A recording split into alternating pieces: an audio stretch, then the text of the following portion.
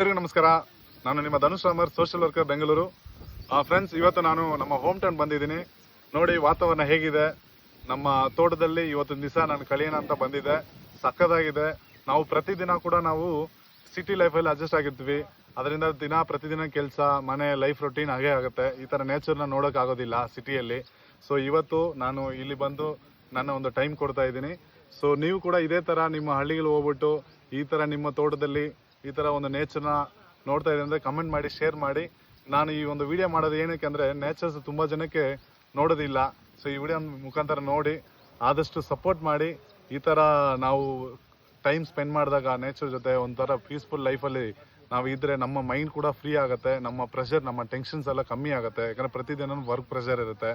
So ಅಂಥ ಟೈಮಲ್ಲಿ ಈ ಥರ ಒಂದು ದಿವಸ ನಾವು ಟೈಮ್ ಕೊಟ್ಟರೆ ಈ ಥರ ಏನು ಸೌಂಡ್ ಇಲ್ಲ. ನೋಡಿ ಎಷ್ಟು ಅಂದವಾಗಿದೆ. ನೀವೇ ನೋಡ್ಬೋದು.